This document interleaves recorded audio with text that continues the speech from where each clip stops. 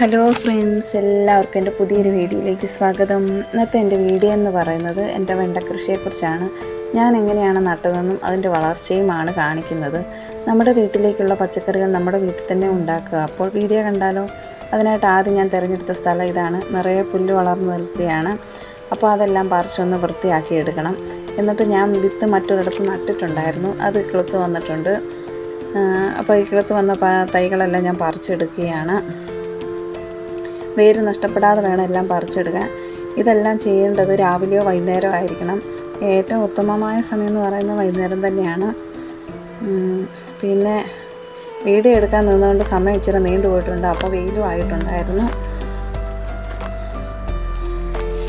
അപ്പം ഞാൻ അവിടുത്തെ പുല്ലൊക്കെ പറിച്ച് വൃത്തിയാക്കിയിട്ടുണ്ട്. ഇവിടെയാണ് ഞാൻ നടുന്നത്. തൈകൾ ഓരോന്നും ചെറിയ കുഴിയെടുത്ത് ഞാൻ നട്ടുകൊണ്ടിരിക്കുന്നതാണ്. എന്നിട്ട് അവിടെയുള്ള ബാക്കിയുള്ള കളകളൊക്കെ ഒന്ന് മാറ്റി വൃത്തിയാക്കി എടുക്കണം.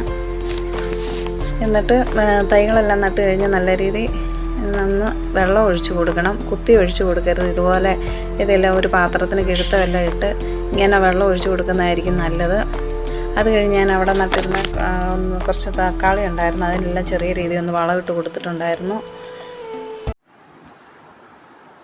ഞാനിപ്പോൾ നട്ടുകൊടുത്ത വെണ്ടയുടെ കുറച്ച് നാളുകൾക്ക് ശേഷമുള്ള വളർച്ചയാണ് ഈ കാണുന്നത്. എല്ലാത്തിലും കായകളെല്ലാം നിറയെ പിടിച്ചിട്ടുണ്ട്. ഈ കായകൾ ഉണ്ടായി വരുന്ന വെണ്ടയുടെ തലഭാഗം ഒന്ന് നുള്ളിക്കൊടുക്കുകയാണെങ്കിൽ കൂടുതൽ ശീരങ്ങൾ വരുന്നതായിരിക്കും. അപ്പോൾ ആ വരുന്ന ശാഖകളിലും എല്ലാം നിറയെ കായകളുണ്ടാകും. ആദ്യം ഉണ്ടാകുന്ന കായകൾ മൂപ്പെത്തുന്നതിന് മുമ്പ് തന്നെ വിളവെടുക്കേണ്ടതാണ്. എങ്കിൽ മാത്രമേ കൂടുതൽ കായകൾ മുന്നോട്ടുണ്ടാവുകയുള്ളൂ. അപ്പോൾ ഇങ്ങനെയൊക്കെയാണ് എൻ്റെ വെണ്ട കൃഷിയുടെ രീതികൾ. അപ്പോൾ എൻ്റെ വീഡിയോ എല്ലാവർക്കും ഇഷ്ടമായാൽ ലൈക്ക് ചെയ്തൊന്ന് സപ്പോർട്ട് ചെയ്യണേ.